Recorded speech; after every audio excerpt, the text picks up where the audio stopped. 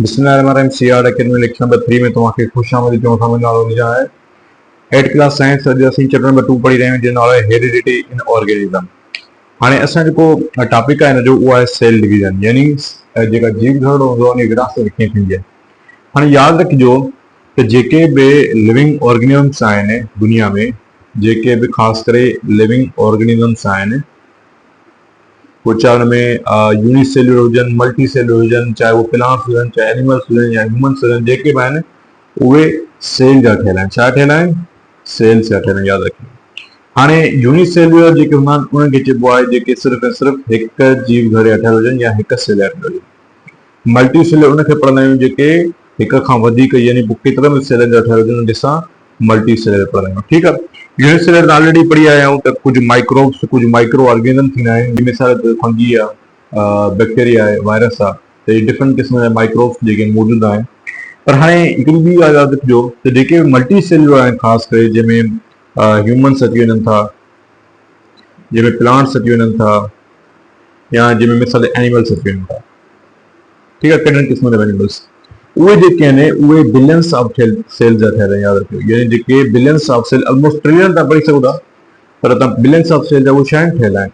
हाणे हीउ जेको सेल आहे उहो कंहिं बि लिविंग ऑर्गेनिज्म जो स्ट्रक्चरल ऐं ॿियो फंक्शनल यूनिट आहे लाइफ जो, यानी ज़िंदा रहण जे लाइ असां जेको बुनियादी एको आहे उहो कहिड़ो आहे? सेल आहे। त सेल जेको आहे उहो कंटिन्यूअसली हमेशह डाइव थींदो आहे, माना मरंदो बि आहे, ऐं उहो कंटिन्यूअसली रिप्लेस थींदो आहे। समझो ॻाल्हि, यानी कॾहिं कॾहिं सेल जेके लखें सेल मरंदा बि आहिनि, लखें सेल नवां ठहंदा बि आहिनि, लखें सेल पुराणा थींदा आहिनि, ओल्ड थींदा आहिनि, त उनखे न्यू सेल रिप्लेस कंदा आहिनि। त इहो जेको रिप्लेस वारो प्रोसेस आहे या जेका मल्टीप्लिकेशन ऑफ न्यू सेल आहे, यानी जेको रोज़ न्यू सेल जो ठहणु आहे, या मिसाल जे तौर ते डेड सेल में जेके ॿिया नवां जेके सेल्स अचनि था, त उन प्रोसेस में छा पढ़ंदा आहियूं? उन प्रोसेस में पढ़ंदा आहियूं सेल डिवीजन। उन छा पढ़ंदा आहियूं असां? Cell division. त हिकिड़ो ईज़ी आहे, त हिन में छा थो चवे त जेके बि न्यू सेल्स आहिनि जेके ठहंदा आहिनि हिकिड़े प्रोसेस जे ज़रिए, ऐं या मिसाल मल्टीप्लिकेशन थी आहे न्यू सेल जी, त उन प्रोसेस में पढ़ंदा आहियूं सेल डिवीजन। हाणे सेल डिवीजन जेका हुआ उहा ॿिनि तरीक़े सां थींदी आहे, यानी उनमें ॿ तरीक़ा जेके आहिनि उहे इन्वॉल्व हूंदा आहिनि। ॿिनि ऑर्गन्स जेके सेल में ऑर्गन्स ऑर्गेनेल्स हूंदा आहिनि उन्हनि जी जेका सेल डिवीजन थींदी आहे, हिकिड़ी थींदी आहे न्यूक्लियस जी, ऐं यादि रखो ॿी थींदी आहे साइटोप्लाज़म। ॿी छा थींदी आहे? साइटोप्लाज़म। यानी न्यूक्लियस में हे ॿ जेके ऑर्गेनेल्स आहिनि इन्हनि जी डिवीजन थींदी आहे, जेके असां न्यूक्लियस डिवीजन पढ़ंदा आहियूं, ॿियो साइटोप्लाज़म डिवीजन पढ़ंदा आहियूं। या हाणे असां ॿियो नालो छा ॾींदा आहियूं न्यूक्लियस खे? हिनखे असां ॾींदा आहियूं कैरियोकाइनेसिस। कैरियोकाइनेसिस इहा थींदी सेल जी यानी न्यूक्लियस जी डिवीजन, ऐं हिनखे असां पढ़ंदा आहियूं, यादि रखिजो, साइटोकाइनेसिस। हिनखे छा पढ़ंदा आहियूं असां? साइटोकाइनेसिस। ठीक है, काइनेसिस मतलब डिवीजन, साइटो मतलब साइटोप्लाज्म, काइनेसिस मतलब डिवीजन, कैरियो जो मतलब न्यूक्लियस। त ॿिनि क़िस्म जी डिवीजन थींदी आहे कंहिं सेल में, जेके लिविंग सेल्स हूंदा मल्टी सेल्युलर्स में। हिकिड़ी थींदी आहे न्यूक्लियस जी, ॿी थींदी आहे साइटोप्लाज्म जी। न्यूक्लियस खे असां कैरियोकाइनेसिस पढ़ंदा आहियूं ऐं साइटोप्लाज्म खे असां साइटोकाइनेसिस पढ़ंदा आहियूं, यादि रखिजो। ऐं न्यूक्लियस में ज़ाहिरी ॻाल्हि आहे, अगरि सेल में न्यूक्लियस में डिवीजन थिए थी, सेल डिवीजन थिए थी, त न्यूक्लियस जेको आहे हुन में हिकिड़ो हेरिडिटी मटीरियल मौजूदु हूंदो आहे, जेके असां क्रोमोसोम्स पढ़ंदा आहियूं। छा पढ़ंदा आहियूं? यानी न्यूक्लियस में हिकिड़ो हेरिडिटी मटीरियल हूंदो आहे। हेरिडिटी मटीरियल छा आहे त इन में अहिड़ियूं कैरेक्टरिस्टिक्स मौजूदु हूंदियूं आहिनि क्रोमोसोम्स में, जेके पेरेंट्स खां हुनजे ऑफ स्प्रिंग में मिलंदियूं आहिनि सेल जे ज़रिए। त जॾहिं बि सेल डिवाइड थींदो आहे त उन सेल खे असां पढ़ंदा आहियूं पेरेंट डिवाइड, पेरेंट सेल पढ़ंदा आहियूं। छा पढ़ंदा आहियूं? Parent cell. ऐं जेको बि सेल डिवाइड थींदो आहे न्यू सेल्स में, उन सेल खे पेरेंट सेल पढ़ंदा आहियूं, ऐं जेके न्यू सेल्स ठहंदा आहिनि डिवीजन खां बाद उनखे असां पढ़ंदा आहियूं डॉटर सेल। उनखे असां छा पढ़ंदा आहियूं? डॉटर सेल, यादि रखिजो। सम्झो ॻाल्हि, जॾहिं बि सेल डिवीजन थींदी आहे त सेल डिवीजन खां अॻु में हिकिड़ो प्रोसेस हूंदो आहे डिवाइडिंग जो, उन प्रोसेस खे असां पढ़ंदा आहियूं इंटरफेज। उनखे असां छा पढ़ंदा आहियूं? इंटरफेज। यानी सेल डिवीजन जो प्रोसेस जो शुरू थींदो आहे, शुरू थियण खां अॻु में जेको प्रोसेस हलंदो आहे उन फेज़ खे असां इंटरफेज पढ़ंदा आहियूं। त इंटरफेज खां बाद में जेका डिफरेंट जेके फेज़ थींदा आहिनि जंहिंजे ज़रिए सेल डिवाइड थींदो आहे। ऐं सेल जेको आहे, सेल छा कंदो आहे? क्रोमोसोम्स डिवीजन में छा कंदो आहे? सेट ऑफ क्रोमोसोम्स जेके हूंदा आहिनि उनखे डुप्लीकेट ठाहींदो आहे पेरेंट सेल मां, यानी पेरेंट सेल मां जेके क्रोमोसोम्स हूंदा आहिनि उनखे डुप्लीकेट कॉपी ठाहींदो आहे क्रोमोसोम जे ज़रिए, यादि रखिजो। हाणे जेको बि न्यूक्लियस रिस्पॉन्सिबल हुजे सेल डिवीजन जे लाइ, वो इन लाइ रिस्पॉन्सिबल हूंदो आहे त हुन में छा मौजूदु आहे, हुन में क्रोमोसोम मौजूदु आहिनि, यादि रखिजो। यानी न्यूक्लियस जी डिवीजन इन करे थींदी आहे त हुन में हिकिड़ो न्यूक्लियर मटीरियल मौजूदु आहे जंहिंखे असां क्रोमोसोम पढ़ंदा आहियूं। ऐं क्रोमोसोम जेको आहे उहो बेसिकली छा जो ठहियलु हूंदो आहे, उहो प्रोटीन जो ठहियलु हूंदो आहे ऐं ॿियो न्यूक्लिक एसिड जो ठहियलु हूंदो आहे। ठीकु आहे। ऐं उन खां अलावा जेको क्रोमोसोम्स आहे, क्रोमोसोम हर लिविंग ऑर्गेनिज़म में अलॻि अलॻि थींदा आहिनि, पर हू हूंदो कांस्टेंट आहे। यानी इन जेको बि नंबर हूंदो आहे उहो सालों साल, लखें साल, बिलियन साल खां पोइ छा हूंदो आहे, कांस्टेंट हूंदो आहे। जीअं इंसान में जेको क्रोमोसोम जो तइदाद आहे उहो 46, जेको तइदाद आहे उहो 46 आहे, 23 पेयर। यानी हिकिड़ो पेयर अगरि चइजे त उहो 23, 23 46 हिकिड़ो पेयर 23 जो थींदो। त इहो क्रोमोसोम जेको आहे इंसान में 46, त उहो लखें करोड़ इंसान जेके बि इंसान सभिनी में 46 थींदो आहे। ऐं न्यूक्लियस में हिकिड़ो ॿियो मटीरियल मौजूदु आहे जेके असां डीएनए पढ़ंदा आहियूं। ऐं डीएनए जेको आहे हिकिड़ो मटीरियल आहे जेको डीएनए न्यूक्लियस में मौजूदु आहे। हुन डीएनए मटीरियल खे वाटसन एंड क्रिक ॿ हिकिड़ा साइंटिस्ट हुया जिनखे जेका नोबेल प्राइज़ मिलियो हुयो। हुन ॿिन्ही जेको आहे 1950 में हिननि खे छा कयो, हिन मॉडल खे पेश कयो जिन ते हिनखे नोबेल प्राइज़ मिलियो हुयो। सेल डिवाइड थींदो आहे उहो ॿिनि तरीक़नि सां थींदो आहे। यानी सेल डिवाइड थियण जा ॿ तरीक़ा आहिनि, ॿ प्रोसेस आहिनि। पहिरें प्रोसेस असां पढ़ंदा आहियूं माइटोसिस, ठीकु आहे। ॿिए प्रोसेस असां पढ़ंदा आहियूं मियोसिस। त अगरि असां हिनखे सिंपल टर्म्स में सम्झूं त माइटोसिस ऐं मियासिस छा आहे। माइटोसिस जेको आहे अहिड़ी डिवीजन आहे सेल जी जेके सेल्स बॉडी वारा थींदा आहिनि, यानी जेके बॉडी सेल्स हूंदा आहिनि उन जी डिवीजन खे असां माइटोसिस पढ़ंदा आहियूं। यानी उहे छा लाइ डिवाइड थींदा आहिनि, ग्रोथ लाइ, रिपेयरिंग लाइ ऐं ॿियो डेवलपमेंट लाइ। यानी जेके सेल्स ग्रोथ कंदा आहिनि, डेवलपमेंट हुन में थींदी आहे, रिपेयर थींदा आहिनि, उनजे करे उहे जेके डिवीजन कंदा आहिनि पंहिंजे पाण में, जेके असां माइटोसिस पढ़ंदा आहियूं। जॾहिं त मियोसिस जेका उहा डिवीजन छा लाइ थींदी आहे, उहा जेके सेक्स सेल्स हूंदा आहिनि उहे जेके डिवाइड थींदा आहिनि जॾहिं गेमेट जेके मिलंदो आहे। यानी गेमेट तॾहिं मिलंदो आहे जॾहिं पाण में एग ऐं स्पर्म जॾहिं पाण फ्यूज़ थींदा आहिनि त गेमेट प्रोड्यूस थींदो आहे। त जेके सेक्स सेल्स हूंदा आहिनि उहे डिवाइड थींदा आहिनि गेमेट्स में। त जेको प्रोसेस ठहंदो आहे रिप्रोडक्शन जो, या इंसाननि में या ॿियो कंहिं बि लिविंग ऑर्गेनिज़म में, उनजे बारे में हिकु डिवीजन हूंदी आहे। उहा डिवीजन केरु कराईंदो आहे, मियोसिस वारो तरीक़ो कराईंदो आहे। त असां जेको तरीक़ो पढ़ंदासीं पहिरियों उहो पढ़ंदासीं माइटोसिस वारो। त माइटोसिस जेका डिवीजन आहे उहा छा आहे ऐं कीअं थींदी आहे, केतिरनि फेज़िस में उहा थींदी आहे, यादि रखिजो। हाणे माइटोसिस जेका आहे जीअं असां पढ़ी आयासीं त उहा हिकिड़ी क़िस्म जी बॉडी सेल्स में थींदी आहे। यानी बॉडी सेल्स जी जेका डिवीजन हूंदी आहे उनखे असां छा पढ़ंदा आहियूं, उनखे असां पढ़ंदा आहियूं माइटोसिस। हाणे यादि रखिजो त इहो हिकिड़ो ग्रोथ लाइ, डेवलपमेंट लाइ ऐं रिपेयरिंग लाइ इस्तेमालु थींदी आहे इहा डिवीजन सेल्स में।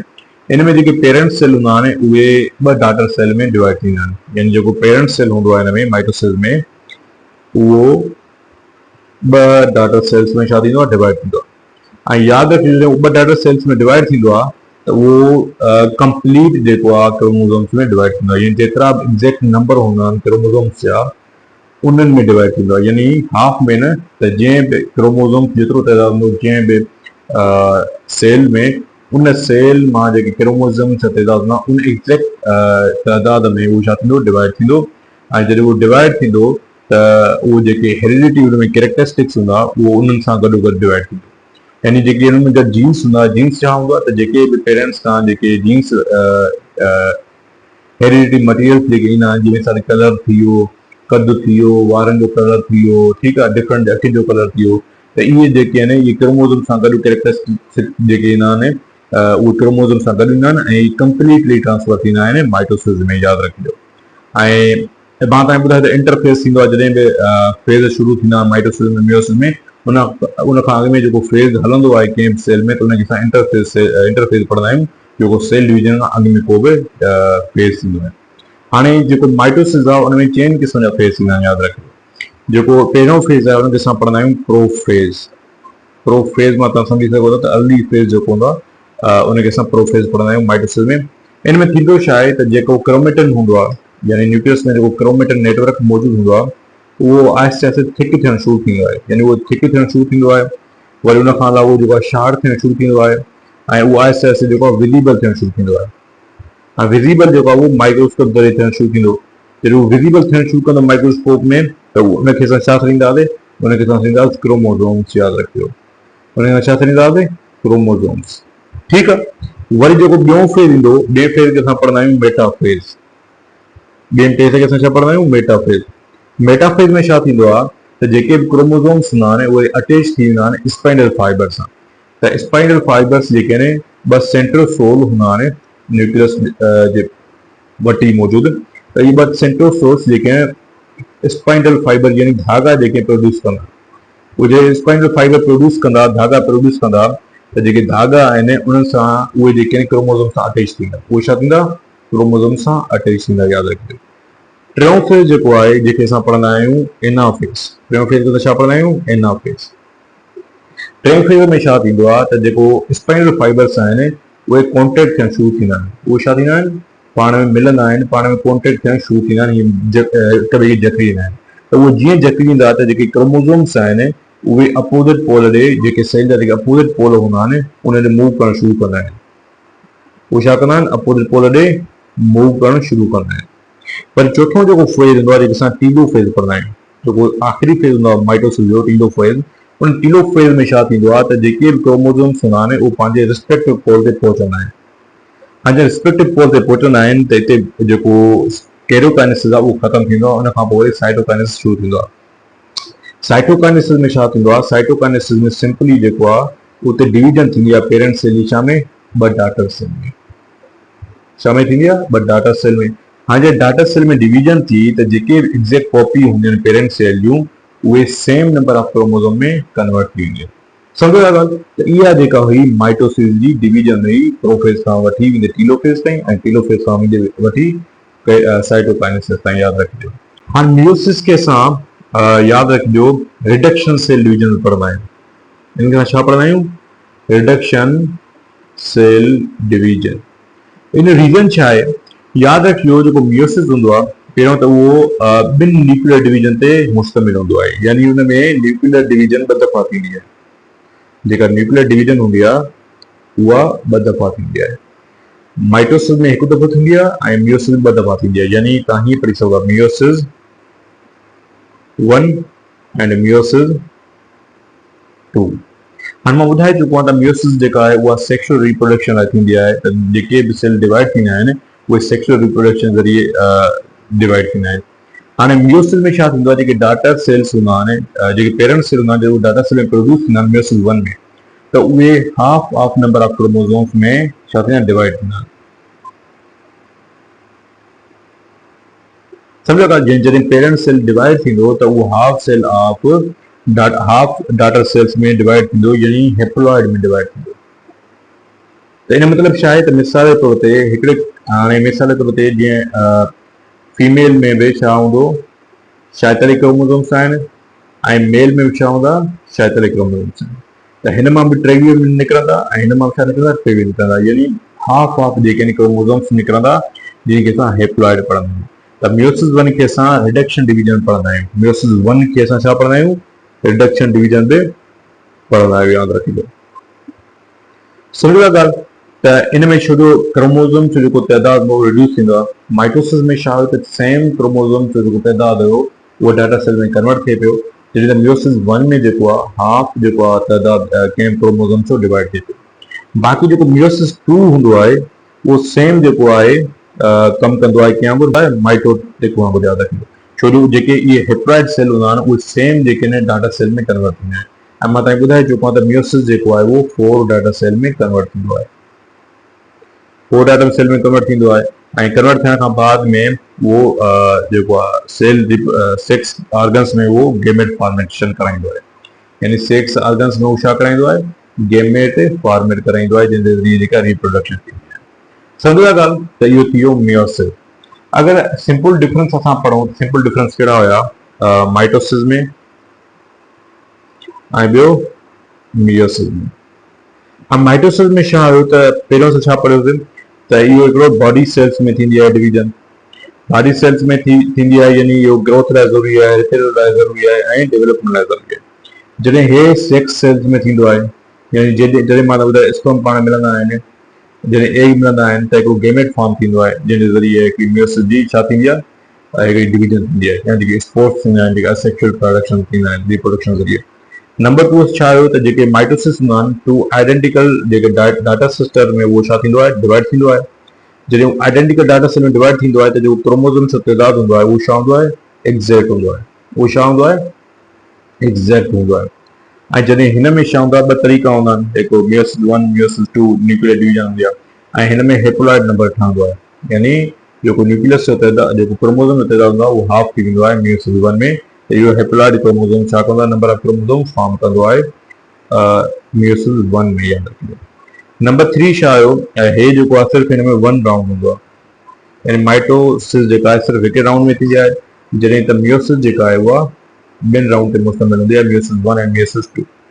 हिन में छा हूंदो आहे, जेको साइटोकाइनेसिस हो, जेका तव्हांजी साइटोप्लाज़्म डिवीजन हुई उहा टीलोफेज़ खां बाद में थिए थी, लास्ट में जेका हुई, ठीकु आहे। हिन में जेका साइटोकाइनेसिस आहे उहा ॿिन्ही फेज़ में थिए थी, यानी मियोसिस 1 में साइटोकाइनेसिस थींदी आहे ऐं मियोसिस 2 में साइटोकाइनेसिस थींदी आहे।